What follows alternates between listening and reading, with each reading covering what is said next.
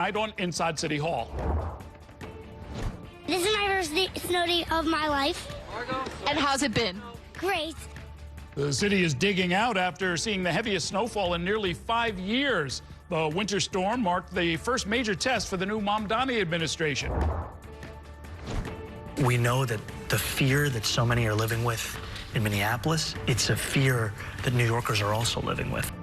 Mayor Mamdani and other city officials are condemning the fatal shooting of another U.S. citizen by federal agents in Minneapolis. I'll talk more about the Trump administration's immigration enforcement with an immigration law professor. And finally, in response to the Minneapolis killings, Democratic senators are a bill for the Department of Homeland Security that could cause a partial government shutdown. For the best news, debate, and analysis of New York politics, join us inside City Hall.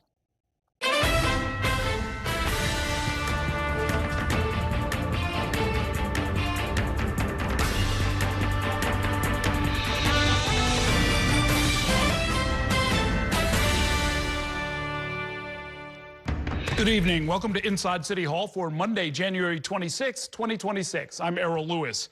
With less than a month on the job, Mayor Zohran Mamdani had to handle a massive snowstorm response over the weekend. By Monday morning, he was reporting that every street in the city had been plowed multiple times. Our Ayanna Harry took a look at how City Hall weathered the storm and joins me now with tonight's top story. Good evening, Ayanna. Good evening, Errol. From working in the heart of the city's Emergency Management Response Center to helping dig out drivers stranded on the side of the road, Zohran Mamdani sought to show off his leadership skills in the face of a fierce winter storm. It was his first major test as the 34-year-old mayor of the biggest city in the country. As the 5 boroughs braced for a 1-2 punch of deep snow and a bone-chilling freeze, Mayor Zohran Mamdani led with an aggressive communication style, updating New Yorkers on TV. We are speaking of more than 700 salt spreaders. And on social media. A big winter storm is headed our way. While also taking a hands-on approach with the city's workforce. And while the mayor said he'll leave it up to New Yorkers to give the city's winter storm response a grade, he did note. Today, our city is up and running, thanks to the plans we put in place and the countless city workers who delivered on them. The mayor's Monday morning press briefing capped off a whirlwind 24 hours. Yesterday, the first snowfall hit Staten Island at 5 a.m. Sanitation trucks were out salting across the city at 5:10 a.m. By 6 a.m., Mamdani spoke with sanitation workers during their shift change. From there, at the shift change, we went to Central Park, where we saw a number of other workers who were hard at work shoveling. By 12:30 in the afternoon, the mayor was inside the city's Emergency Management Operations Center in Brooklyn, providing a winter weather update. Next, the mayor made stops throughout the city for a more grassroots approach, shovel in hand. We met a man whose tires were far too low and he was not able to drive through the street. So we shoveled, we got him out. By Monday morning, the next serious challenge had already arrived. Crews are racing to melt snow as the city enters a stretch of bone-chilling cold. Mamdani's top priority now, keeping New Yorkers safe and warm as an enhanced Code Blue continues. Outreach teams are only intensifying their efforts today to connect vulnerable New Yorkers to shelter. This is an all-hands-on-deck effort. During this enhanced Code Blue, so far 170 New Yorkers have been moved from outside in the cold inside to warmer spaces. However, 8 New Yorkers have been found dead amongst the frigid temperatures. The mayor noting several of those New Yorkers have had a past history and past interaction with the city's shelter system, Errol. Yeah, that is tragic. And there may be more, in fact, right? I mean, we're going to have cold weather for quite a while now. Yeah, cold weather through much of the rest of this week, with the temperatures not anticipated to rise above freezing. And so that's part of the reason why the mayor is also asking New Yorkers, if you see someone outside, it looks like they may need help, they may need to be indoors, simply call 311. That's how outreach teams are being guided to know where to go, where to respond, and there are also clinical workers with them. So if a person is resisting going inside, but the clinical worker feels like they might need to be inside, they can also step in with an involuntary removal. Anecdotally, it seemed like a lot of the communications really succeeded. I was riding the C train this afternoon, and there was like kind of nobody there, meaning people took home the message that if you don't need to be out, you really should stay home. Absolutely. And, you know, many New Yorkers might have looked out of their windows this morning. You see blacktop, you see cars moving. All of the streets were plowed multiple times, so it could seem like, hey, let me go take the car for a spin. But, you know, having to navigate through the city myself, the roads truly were slick. And so the mayor called on people, unless you are part of the emergency response or you have to go to work, just stay inside. Okay. Thanks very much, Ayanna. Today was a remote learning day for most students in the city's public school system. And while some parents and students reported problems logging in, top officials, including Mayor Mamdani, declared the day a success. Our Bobby Kuza joins me now with that part of the story. Good evening, Bobby. Good evening, Errol. And this was not without controversy. Some people thought that there should be a traditional snow day where kids didn't have to worry about class. Some people were worried about the system capacity. Personally, I thought left out of this conversation was how parents were supposed to deal with juggling, having their kids home without school. But in any case, remote learning went forward, and Mayor Mamdani and city officials gave themselves high marks for how it went. Public school buildings and schoolyards were eerily quiet Monday, but while schools were closed, that didn't mean students didn't have class. How are we doing? Altogether, about 375,000 students and parents logged in virtually, according to the Department of Education, close to 80% of those expected on the first day of remote learning in 2 years. Things have gone very well this morning. It was a smooth start to the day. Students were able to log into their virtual classroom quickly and get right into their school day. City officials tried it out themselves, with Mayor Mamdani dropping in on a 5th grade class at PS 182 in Manhattan. That's him on the bottom row, second from the right, reading to students. After breakfast, he called to his friend from across the hall, and they went out together into the deep, deep snow. Mamdani said he decided against a traditional snow day because there's little flexibility to add makeup days at the end of the school year, given the high number of school holidays. I did visit a classroom this morning remotely alongside the chancellor and reiterated my offer to students that they could pelt me in the face with a snowball. They were very excited about that and asked for a time and place. I said, you can find me anywhere in New York City. Many parents and students did report problems logging in to Google Classroom, but the DOE called those minor hiccups and said it worked closely with Google and eventually resolved any issues. Michael Mulgrew is head of the city's teachers union. Overall, very smooth. Of all the different platforms and devices we use, there seems that we're getting some reports about one of the Google Classroom was the only one with a little wrinkle in it. Meanwhile, the mayor said 8,000 workers were deployed to ensure schools were in good enough shape to reopen on Tuesday. And some students already had a scheduled day off today, those in high school and in 6 through 12 schools, so they had no classes.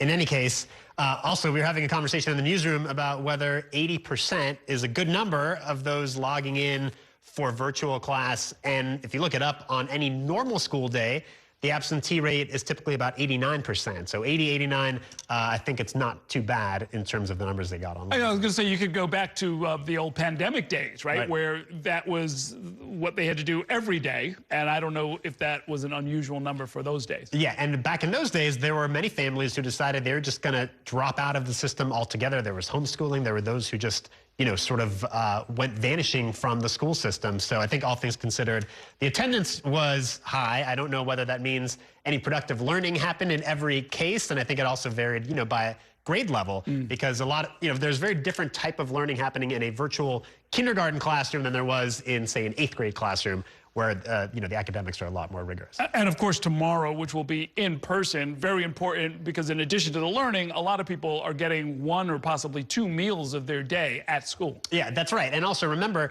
you know, schools are an essential part of the community. And in fact, during these last couple of days, there was a number of schools in each borough that were designated for people to come in, and they were sort of like warmth centers, sort of the flip side of the cooling centers we have during the summer. So some of these schools were put to use, and yes, there are a lot of reasons why it's good for families to have their kids in school. All right, thanks very much, Bobby.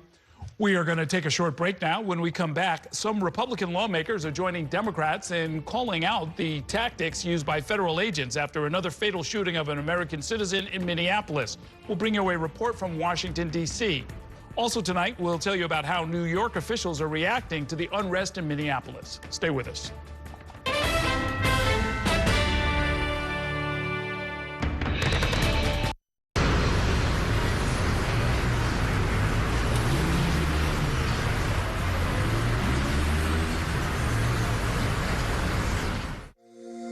Every day tells a new story. At Mornings on One, we're dedicated to bringing you the stories that matter most to start your day. With in-depth coverage of the day's news. I'm Pat Kernan. Here are the stories we're following. And weather updates every 10 minutes. Tomorrow, some morning sunshine possible. Clouds take over. It's our responsibility to get you the information you need before you head out the door. Morning starting at 6 on the Spectrum News app. Free for Spectrum and Xfinity customers. When you're connected with Spectrum, you get 5G and fiber-powered internet combined for the fastest wireless speeds. So you can sweat for the right reasons. It's only the seamless connection you love at home, everywhere you go. It's only everything.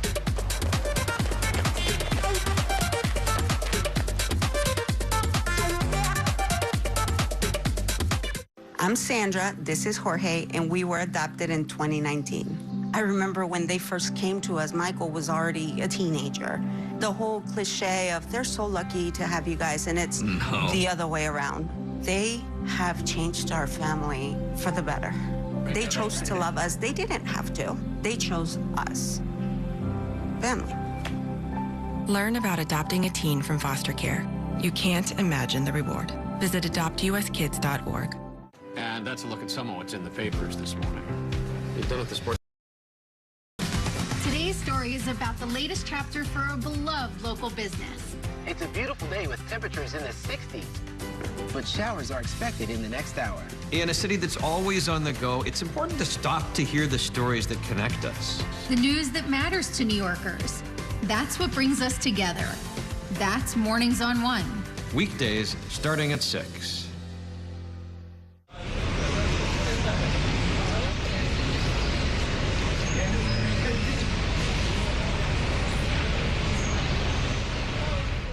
At Spectrum News, we're committed to strengthening the fabric of local communities through our reporting, with stories that inspire and news that matters on your smart TV and connected devices. Streaming live 24/7, plus on-demand weather forecast to help you stay prepared.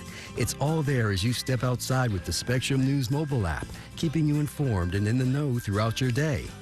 Spectrum News, free with your Spectrum or Xfinity subscription. Now available on your favorite devices.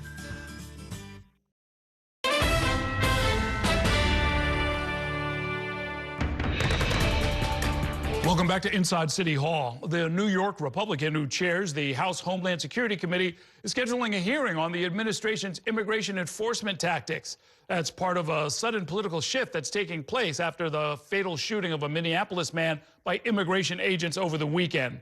Shannon Ryan in our Washington, D.C. bureau joins me now with more. Good evening, Shannon. Good evening to you, Errol. Yes, it's not just New York lawmakers we're seeing this sort of shift among, but even the president himself. He appears to be softening his hard line after this weekend. A growing number of Republicans are joining Democrats, calling to examine the tactics of federal immigration officers after another weekend of bloodshed on the streets of Minneapolis, where 37-year-old ICU nurse Alex Preddy was beaten and fatally shot by federal immigration agents. They killed him? His killing marks the second deadly shooting in the city since President Donald Trump deployed thousands of agents in what ICE has called the largest immigration operation ever. The shootings have seemingly eroded support for the crackdown among some of the president's allies. I guess the answer is finally. Democratic Congressman Dan Goldman, who represents Manhattan and Brooklyn, sits on the House Homeland Security Committee, which is chaired by Congressman Andrew Garbarino, a Long Island Republican who is currently pushing immigration enforcement leaders to testify in front of the group. It's something his counterpart in the Senate, Kentucky Republican Rand Paul, is also efforting. I think the American people have made their voices and opinions very, very clear that this draconian, secret police, authoritarian, fascist takeover of the federal government is unacceptable. Monday, President Trump signaled in a call with Minnesota Governor Tim Walz that he may be open to scaling back the number of agents in Minneapolis, while also shaking up leadership, deploying his border czar Tom Homan to the city. Well, Mr. Homan is the point person for cooperating with state and local authorities. He clearly has changed his tone, recognizing right now that the American people have had it, and he better change course. And Errol, this comes after moderate New York Democrat Tom Suozzi recently was one of just 7 Democrats who helped advance ICE and Homeland Security funding, moving that to the Senate last week. Now it appears that he is also starting to back away from that, writing that he failed to view the vote as a referendum on the conduct of ICE. So now, Shannon, where do those funding bills stand in the Senate? So right now, Senate Democrats are saying that they want to parse out funding for immigration enforcement efforts from the other 5 government funding bills that stand right now. At this point, it doesn't appear that Republicans are going to do that. And if that's the case, we may see a partial government shutdown come Friday, Errol. Okay. Thanks very much, Shannon. Meanwhile, New York leaders are reacting to that fatal shooting of a demonstrator by Border Patrol agents in Minneapolis. The response from angry Democrats here includes a demand for changes in policy, as well as a grassroots fundraising campaign, and in the case of one candidate for Congress, immediately flying to Minneapolis. Our Dan Rivoli joins us with that part of the story. Good evening. Good evening, Errol. The outrage among Democrats here in New York is quite uniform. What is different is how they're approaching this. You have Governor Kathy Hochul calling for Kristi Noem to step down, as well as threatening action to hold federal law enforcement accountable here in New York. Democratic Socialists held an online fundraiser and a mass call for their peers out in the Twin Cities area. And we spoke with Michael Lasher, a state lawmaker who took the first flight to Minneapolis after the shooting. There are thousands of residents of this city who are coming out to speak out, to protest ICE. Michael Lasher, an Upper West Side state lawmaker, caught a flight to Minneapolis after a Border Patrol agent there fatally shot Alex Preddy. Lasher has been posting videos. What can New Yorkers do to provide support to you and your fellow residents of Minnesota? And learning about resistance tactics. Yesterday, I spent some time with a state lawmaker driving as part of an ICE patrol. Lasher is also running for Congress. I think there are a ton of New Yorkers in the 12th Congressional District and throughout the city whose hearts are with the people of Minneapolis and want themselves to be doing anything they can to support people here. New York leaders reacted on Sunday. Governor Kathy Hochul wants Homeland Security Secretary Kristi Noem out and foreshadowed a threat to federal law enforcement and officials. When these people who have abused the power entrusted to them by their offices are finally out of power, states, including New York, will hold them accountable. Mayor Zohran Mamdani wants to prevent what's happened in Minneapolis from taking place in New York. Do you have the power to stop it? We have a number of tools here in New York City, and whether those tools are the utilization of the courts, or it's the tools of the bully pulpit, or it's the tools of our own city policies. Congressman Mike Lawler, a Hudson Valley Republican, called for an end to the sanctuary laws. You need local law enforcement involved in these operations to prevent this type of escalation. Meanwhile, the city's Democratic Socialists of America organized this mass call. And we need money to keep people out on the streets fighting ICE. Raising $40,000 for a local tenants group and the Twin Cities DSA. You certainly need things like masks and goggles to keep your organs safe from tear gas while you're out showing solidarity. Meanwhile, as Lasher was learning about Minneapolis's ICE resistance tactics, he was asked about whether there should be physical resistance here in New York. I don't want anybody not to return home to their family, of course, but I want citizens of goodwill to work together to push back against this regime and to protect their neighbors. And there was supposed to be a session in Albany for state lawmakers, but it got postponed because of the bad weather. So Lasher says he's looking to catch an early flight Tuesday to get to Albany so he can do his day job. He didn't miss any work that the taxpayers pay him to make it out to Minneapolis, Errol. Although very interesting, Dan, as a candidate for Congress, obviously he wants to make a connection between what he was doing out there and what he'll do if the voters should send him to Congress. What is that connection? Well, the connection is the district he's running in is highly Democratic, very liberal, quite progressive, and the candidates have been trying to distinguish themselves on who can fight back against Trump the most. And when you're out of power and you're in the minority, your options are very limited. So they do want to see this more confrontational style that Michael Lasher is doing by going out to Minneapolis. You saw Brad Lander getting arrested down at Federal Plaza during at an immigration court. That's the politics that I think rank and file Democrats want to see. And in that DSA call, you also had two insurgent candidates, one running in Washington Heights on that call, as well as Claire Valdez, who's running for the open seat that's being led by Nydia Velasquez. So the progressives and the socialists are making concerted effort to bring this back to New York and make it part of their politics. Okay, thanks very much, Dan. It is time now for a break. Coming up, we'll bring you the details of how the city's public transit system held up after the biggest snowfall in years. Stay with us.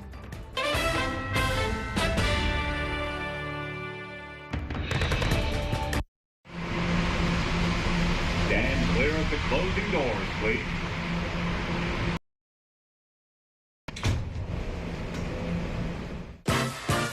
There's nothing quite like the feeling of going to the theater. Onstage celebrates that excitement every week by taking you behind the scenes with the latest news and in-depth interviews of the hottest shows on and off Broadway. So grab a seat, because this is a show you won't want to miss. Join us every Saturday and Sunday at 7:30 p.m. for Onstage. Onstage is presented by your Tri-State Cadillac dealers. Discover which Cadillac is right for you and elevate your journey. It's only a hike. It's only made possible by Spectrum Business connecting healthcare providers of all sizes. Like hospitals relying on the Spectrum Fiber broadband network with industry-leading reliability. Practices keeping patient data safe with advanced security. Pharmacies accessing records in the cloud without fail. It's tailored connectivity solutions built for life-changing moments. It's only a hike. It's only everything. Spectrum Business. Mom was always organized, but she started forgetting to pay her bills on time. And she over and over. Telling the girls about my Alzheimer's diagnosis was really hard. At first we had our cries, but then we were like, okay, let's make a plan. Early detection gave us time to adapt together. It's so important for you to think about what you can do and making the most of what you have. If you or your family are noticing changes, it could be Alzheimer's. Talk about seeing a doctor together. From my time growing up in Queens watching New York One to my time reporting here, I've seen how quickly a story can change. At News All Day, we bring you the news as it's happening, from around the boroughs to local government to your neighborhood. Because our city never stops moving.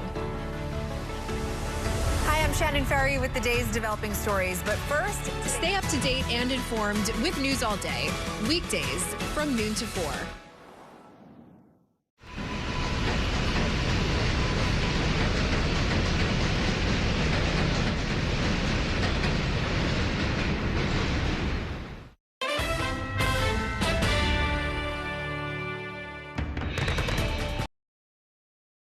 Hall with more on the aftermath of yesterday's big snowstorm.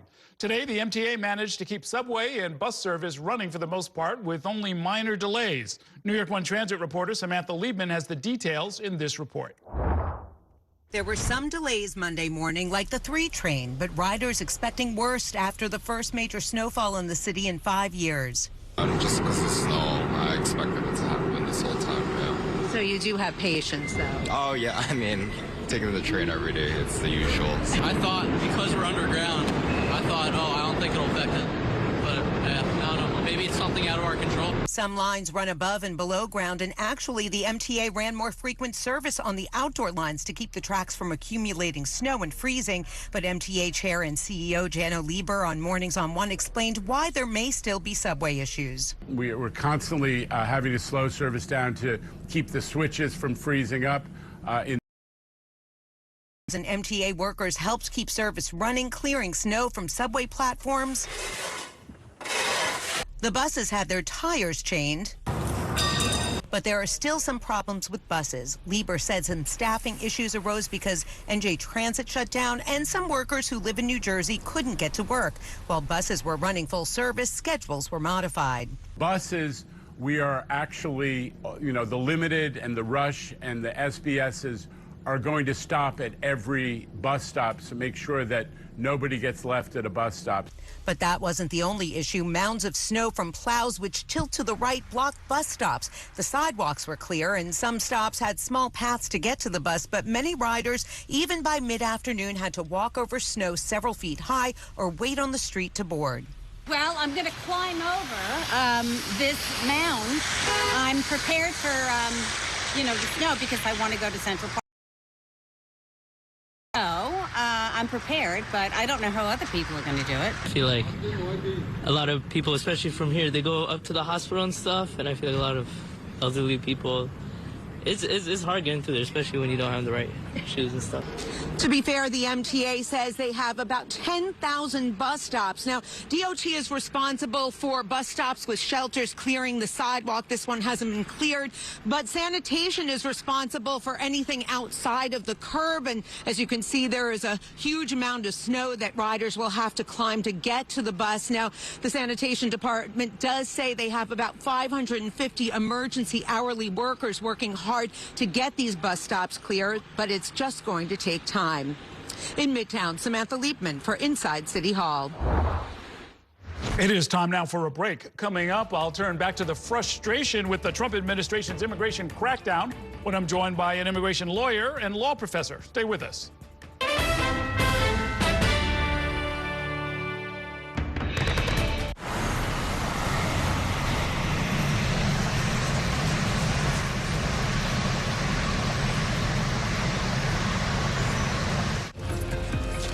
My time at New York One has shown me that in the city that never sleeps, the news never stops. So as the day winds down, turn to the rush hour. Good afternoon, I'm Monica Burke. To catch up on the stories that matter across the 5 boroughs, with in-depth interviews from the city's newsmakers, plus the latest forecast. Catching you up with today, preparing here on the rush hour. Weekdays from 4 to 7 p.m. It's only a slice. It's only made possible by Spectrum, connecting businesses of all sizes, like small businesses, instantly serving up orders and inventory on the Spectrum Fiber broadband network. And factories, seamlessly connecting to farmers in the field with tailored solutions that always deliver. It's only a slice. It's only everything. Get your business free fiber-powered internet forever. Call to find out how. I'm Chris Jakimick. I served in the United States Air Force and I deployed 3 times. So in 2017, I was serving as an Air Force First Sergeant. Our motto in that role is my job is people, everyone is my business. But unfortunately in that year, I would lose my own brother, Lance Corporal Adam Jakimick, to suicide.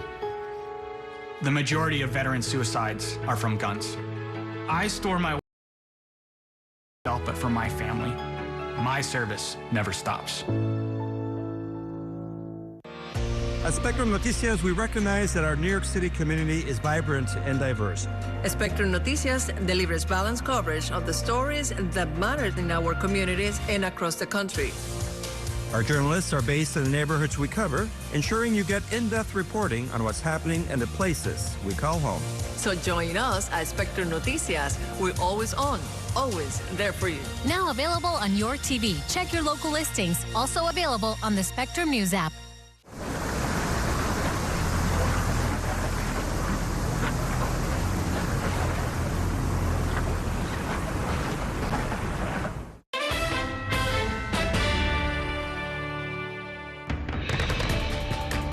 Welcome back to Inside City Hall. Tensions remain high nationwide following the second fatal shooting of an American citizen in Minneapolis over the weekend. As we have reported, Alex Preddy was a registered nurse who worked at a Veterans Affairs hospital in Minneapolis. He was shot and killed by federal agents early on Saturday. Here in New York City, hundreds braved the cold on Saturday to protest Alex Preddy's death and ICE's aggressive tactics. And of course, in the 5 boroughs, federal ICE agents continue to target undocumented immigrants, including many who have pending asylum claims.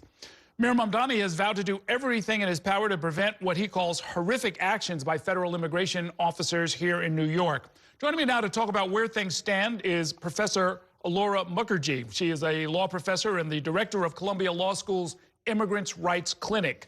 Good to see you, Professor. Thanks for joining us. Thank you for having me on. My first question, do armed and masked ICE agents have the legal authority to stop anybody they want in a public place and demand proof of citizenship?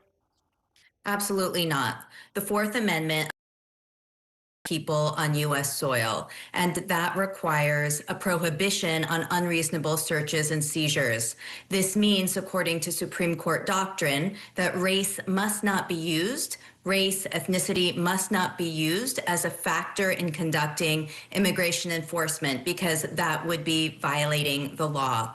You know, but this has been complicated by the Supreme Court's opinion in a case called Perdomo Vasquez versus Nome, which was issued in September 2025. In that case, a lower court judge in Los Angeles had prohibited federal law enforcement officers from using apparent race, ethnicity, whether a person speaks Spanish or English with an accent, and several other factors as being factors in whether or not immigration officers conduct stops.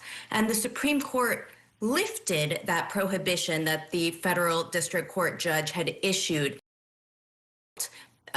Justice Kavanaugh issued a concurring opinion which seemed to allow racial profiling in immigration enforcement. Justice Kavanaugh has since backed away from that opinion in a footnote that was issued in an opinion in December. So the Supreme Court case is clear. You should not be using racial profiling in conducting immigration enforcement. But what we're seeing across the country every day is that federal officers are in fact using race and ethnicity in carrying out stops. On a related note, the White House has announced that all green cards granted to people from 19 different countries will be re-examined. They also announced a halt to the processing of green card and naturalization applications from the citizens of those same 19 countries. What has that meant for your clients? It's had a devastating impact on the clients I represent from countries around the world. These are individuals who have done everything right. They are in the process of becoming U.S. citizens. They have no criminal histories. They have fled horrific violence and are trying to build lives here in the United States. And the Trump administration's recent pause, as you described, has put their lives on hold indefinitely. Now they are fearful every day. Will I be arrested? Will I be detained? Will I be deported to a country that I fled because horrible things have happened to me there? And it has instilled fear in nationals, not just from these 19 countries, but from other countries as well. You and other immigration attorneys have explained on Spectrum News that these people who are applying for asylum are not, quote, illegals. They are lawfully present as they wait for their claims to be heard. But we've seen multiple stories of applicants being detained, flown out of the country, thrown in jail, either improperly or even mistakenly. What is the remedy for that? Are there going to be civil suits filed? It has been an extraordinarily difficult time for many asylum seekers and others seeking humanitarian relief in the United States. As we saw with 5-year-old Liam Conejo Ramos, who was arrested last week with his father, even children and parents are being taken and detained at a family detention center in Dilley, Texas. Over the past year, there have been thousands of children, more than 3,800 children, who have been arrested and detained by federal law enforcement officers.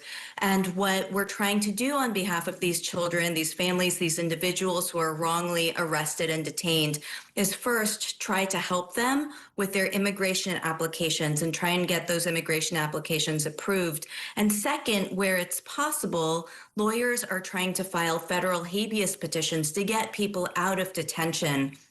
And according to a Politico analysis from earlier this month, in more than 1,600 cases, federal judges have ruled against the administration and have ordered the release of non-citizens who are wrongly detained and arrested. So there is overwhelming case law telling the executive branch not to wrongly arrest and detain people, but the executive branch is doing this every day.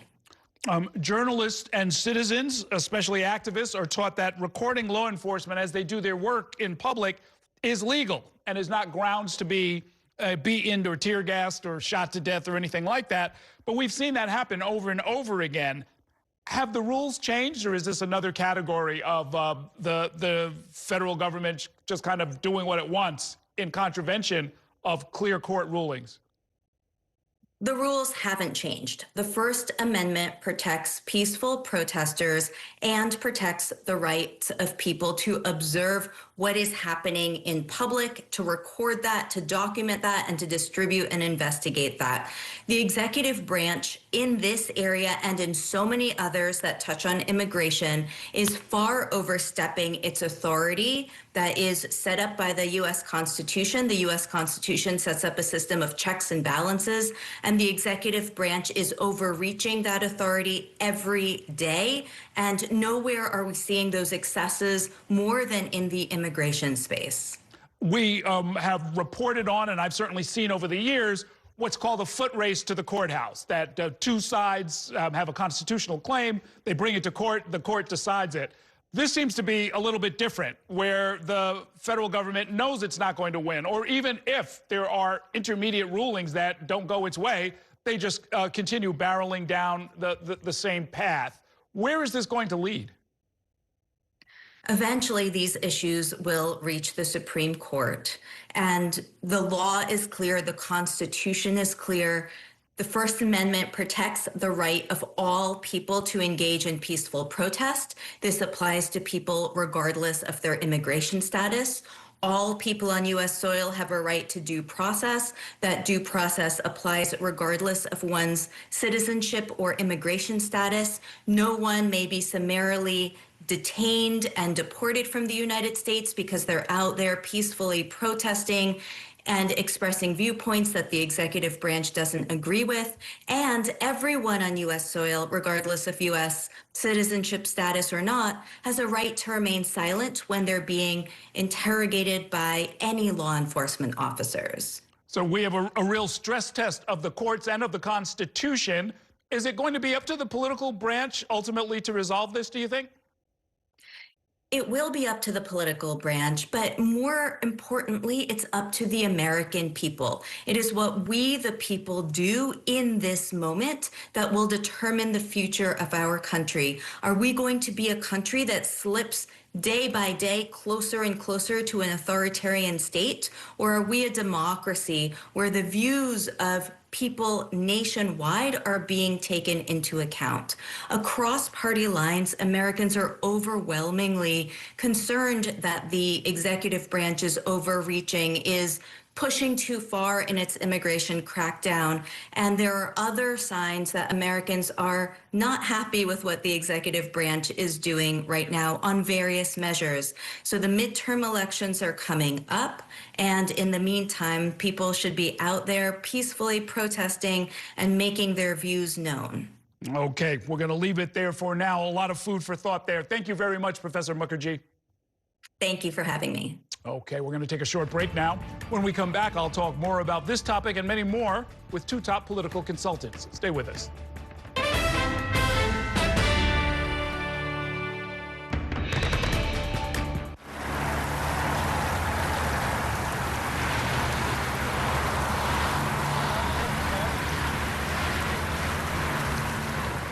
After 30 years of forecasting for New York, I've learned it takes a dedicated team to cover all the weather our city has to offer. As chief meteorologist at New York One, I'm honored to be able to help New Yorkers plan their day. Morning, noon, or night, our team is here to bring you accurate forecasts you can count on, from severe weather updates to our Weather on the Ones. Watch the New York One weather experts with your Weather on the Ones on your TV and on the go with the Spectrum News app. I moved from Dallas to Los Angeles all by myself. The order of things I wanted to set up was internet, water, then power. I needed to take a shower, but like I really did need the internet for work and like to watch my shows. That's like kind of a crazy thing to admit in front of a camera. Pretend I didn't say that. I got to Spectrum. I was so relieved that I was getting the best bang for my buck. It was a huge weight taken off of my shoulders. Real customers, real savings. To see how much you can save, visit spectrum.com/save. I'm an ex-drug dealer, and I'll be your sub today.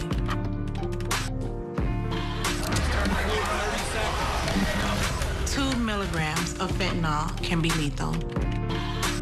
A lethal dose is in here. Who gets it, I won't know. It's cheap, it's potent, and it's profitable. The sad reality is fentanyl is being mixed into everything now. More kitchen now. My father was a New York City firefighter. My mission, like his, is to serve New Yorkers in a city that doesn't stop when the sun goes down. Being with New York One since the beginning, I'm now honored to join you even earlier each weeknight. Starting at 8 with New York Tonight, we'll explore the latest news developments, followed by New York One at 10 to wrap up your day. So join me each weeknight starting at 8 right here on New York One.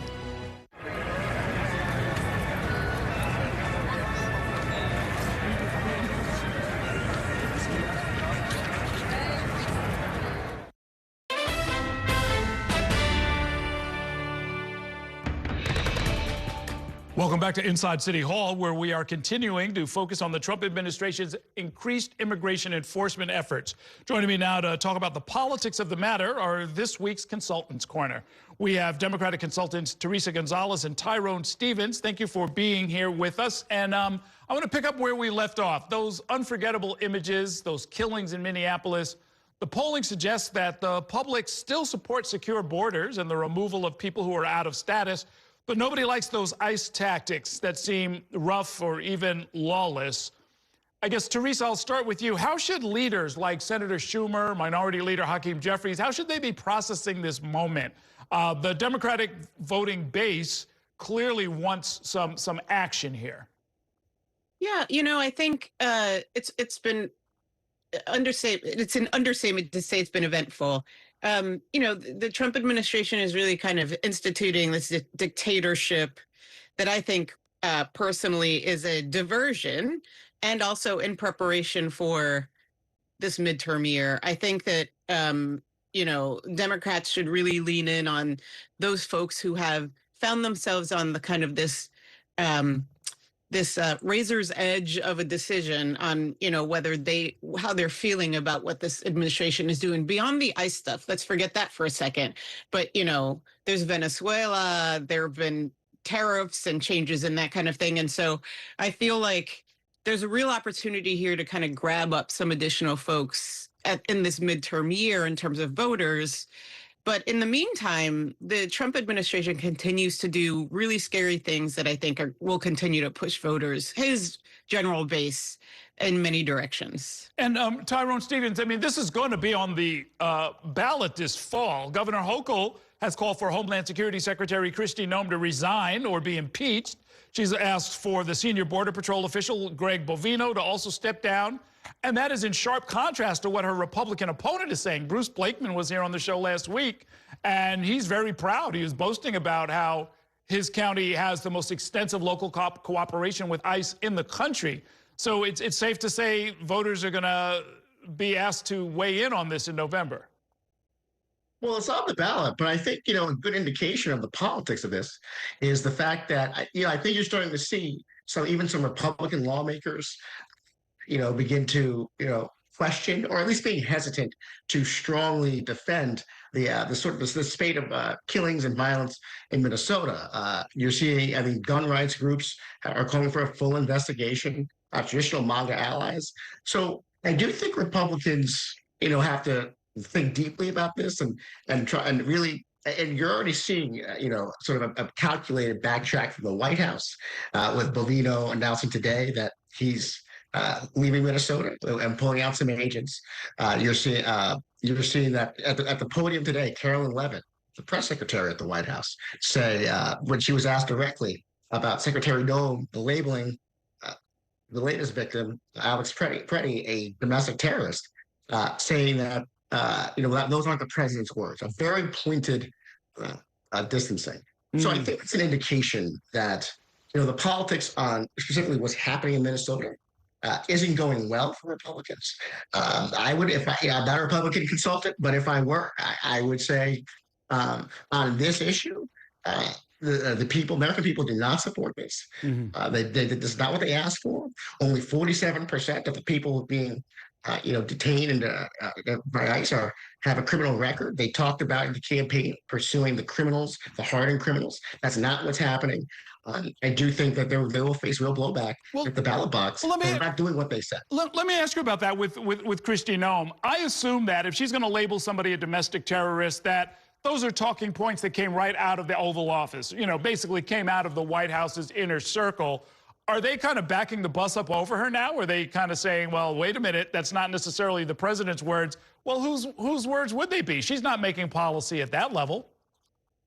Well, I do think it would be deeply with Trump for him to sort of see that line get trotted out and see the swift backlash and then hang her out to dry. I mean, it's not, another indication of how he's distancing himself is the fact he's sending Tom Homan out to Minnesota and making clear he'll report directly to me, almost sounding like he's, appointing a superior to the Homeland Security Secretary. Right. So, I do think that they're at least starting to lay a foundation for making her the person who takes the fall. Teresa, going back to what you mentioned before, to the extent that Senator Schumer now faces the choice of whether or not to lead the minority Democratic conference in the Senate to either risk or provoke a government shutdown as a way to either force a negotiation or express outrage with what's going on with the Department of Homeland Security. Is that a bet he should take? Is that an action he should consider?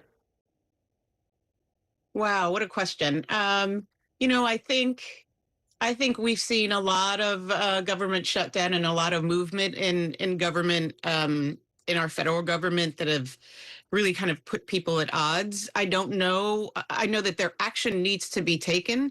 What that looks like remains to be seen. I do want to say one thing about this domestic terrorist conversation. One might consider those very much very much a dog whistle.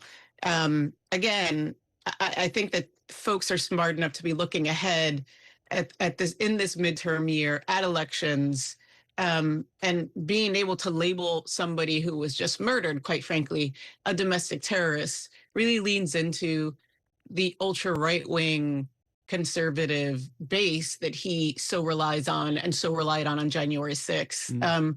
But back to Schumer, I do think, it's hard to say. I think action needs to be taken. What that looks like remains to be seen, but it needs to be swift and aggressive, and they've not been very much either one of those lately. So there's a decision to be made. Okay, we're going to take a short break now. I've got more to talk about with these consultants. We'll do that in 2 minutes. Stay with us.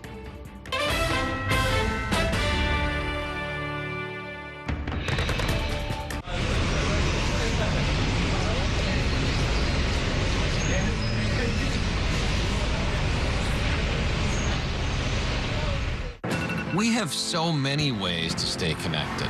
A single touch can bring us closer to the families we love, the friends we know, and the city we share. And Spectrum helps us keep connected throughout the day, every day.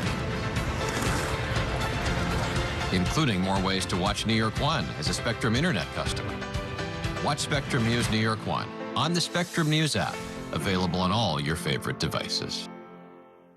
There's an international travel plan with Spectrum that was an additional $10 a month, as opposed to paying a ridiculous amount. This literally felt like my old phone carrier was reaching their hand into my wallet and just helping themselves to some of my cash. I like having no surprises when it comes to my cell phone bill. And with Spectrum, that's been the case. So it saved me a ton of money. Real customers, real savings. To see how much you can save, visit spectrum.com/save.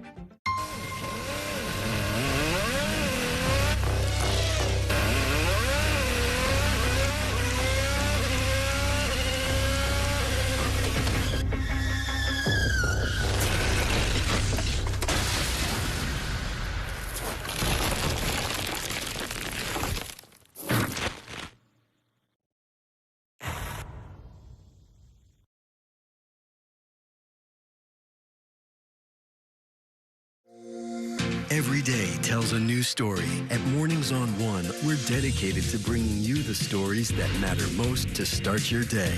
With in-depth coverage of the day's news. I'm Pat Kernan. Here are the stories we're following. And weather updates every 10 minutes. Tomorrow, some morning sunshine possible. Clouds take over. To get you the information you need before you head out the door. Mornings on One. Weekdays starting at 6 on the Spectrum News app. Free for Spectrum and Xfinity customers. Stand clear of the closing doors, please.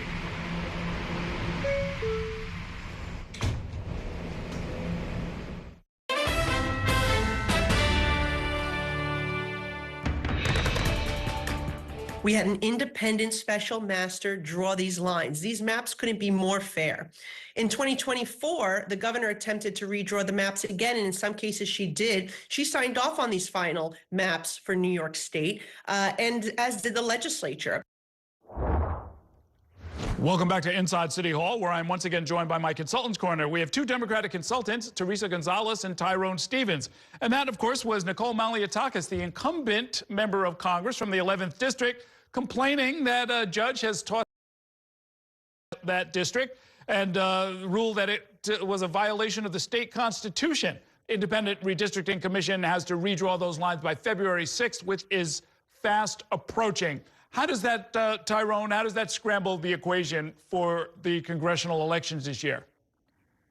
Well, it does give Democrats an opportunity to make that a competitive seat, for sure. I mean, right now you have Dan Goldman and Brad Lander, they're competitors. They could very well be colleagues. So after November. So, that's really, the opportunity. I mean, how Hakeem Jeffries, handles that. I think, that they're at least, beginning to sort of tip the scales to give Goldman opportunity to run in that district. Obviously, his current district is a tough fight.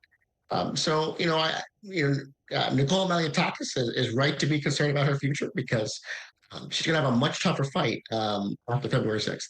Although, Teresa, to be clear, 2/3 of the district is going to be Staten Island. The only question is, what additional neighborhoods, 200,000, 250,000 or so people, get added to it?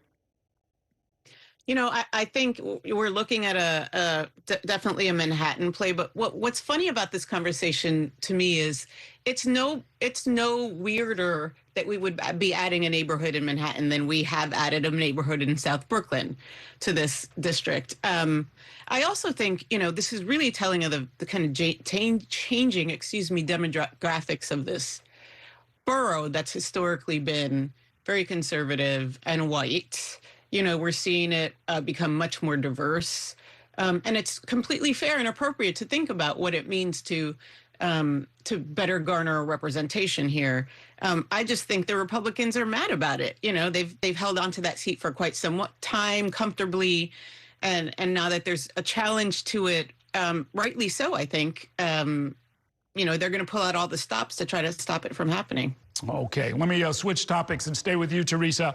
Representative Nydia Velázquez has been vocal in suggesting that Mayor Mamdani should have deferred or delayed or maybe just rethought his endorsements in the race to succeed Velázquez. Is that just some passing friction between two politicians, or is there something more fundamental going on between leaders of the Democratic Socialists and traditional Democrats? When La Luchadora speaks, you listen. I think it's what it's telling of is the fact that we have a mayor who is self-proclaimed Democratic Socialist, new mayor, really exciting times for the city, still kind of operating in this sphere where he's entering into these races that have nothing to do with his job. And so I think that the kind of ongoing friction that you see with Congressmember Velázquez will continue as he continues to kind of insert himself in some of these congressional races that, again, are not connected to his decisions as a mayor. And I would venture to say that, you have a big job to do. You're doing a great job so far. Keep focused. Now, I mean, Tyrone, what makes that a little complicated in that case was that Claire Valdez, who he is supporting for the congressional race, is what we call a day one. She was the only person, or one of the only people, who was standing with him when he announced his run for mayor way back in October of 2024 when he was polling at less than 1%. So he does have some debts that he has to pay. It's just running into this other kind of consideration as well. For sure. And, listen, he's kind of made it clear that if you were with him, even tacitly, even sort of softly, he puts you on a transition committees, things of that nature. He's going to try, even things to that extent. If you were with him on day one, he's been, obviously in the case of Claire Valdez, he's coming out strongly for her, and then obviously doing the same with Brad Lander. But I do think that one thing Nydia Velázquez did say that I think it's a fair piece of caution for the new mayor, which is honeymoons are short, and just what you see today, how high things may be today, they can turn just as quickly. So, having these fights, these inter-party fights, they don't come without any cost. So, tread lightly, understanding that he has some politics to tend to himself in these races. This doesn't have to be the pattern just because, this is, the actions of the moment. And All right. That he, in our last minute, I'm going to ask each of you to weigh in with a prediction. Governor Hochul is pushing for reform of auto insurance, crackdown on auto insurance fraud, she says. You guys know, as we all do, that this is going to trigger a response from the trial lawyers, one of the most powerful lobbies in Albany. Who wins, the trial lawyers or the governor? You first, Teresa. Oh, boy. I think, Governor Hochul certainly has incentive to fight hard on this. But I do think that trial lawyers win at this one. They've been working at this for quite some time. They will employ all the stops to make sure this doesn't happen. What do you think, Tyrone? It's a tough one. I might be more neutral. I think that the coalition is different in this context, in this moment.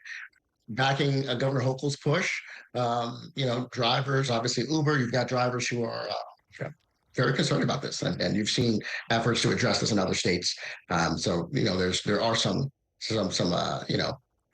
examples. Oh, interesting. Yeah, the commercial drivers. I was not even thinking about them. Thank you both for your insights. Great talking with you. Thank you. All right, that's going to do it for tonight's show. Thanks so much for watching, and have a great evening. We'll see you next time inside City Hall.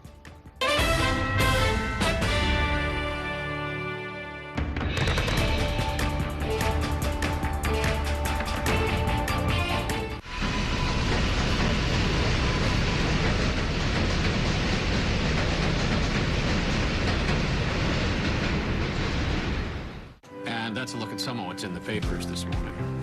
You've done with the sports section. Today's story is about the latest chapter for a beloved local business. It's a beautiful day with temperatures in the 60s, but showers are expected in the next hour. In a city that's always on the go, it's important to stop to hear the stories that connect us. The news that matters to New Yorkers. That's what brings us together. That's Mornings on One. Weekdays starting at 6. You might think Spectrum is just for your home, but Spectrum is seamless connectivity everywhere. It's the network making the other networks sweat. Connectivity from an actual internet company. Because it's way more than 5G. With Spectrum One, it's 5G and fiber-powered internet, seamlessly combined for the fastest wireless speeds. Don't believe us? Ask this guy. He's one of millions who already know. Oh yeah, and this guy too. Turns out people like their mobile from a seamless connectivity company. That's why Spectrum is the country's fastest growing mobile provider. Spectrum One. It's only the seamless connection you love at home. Everywhere you go. It's only everything.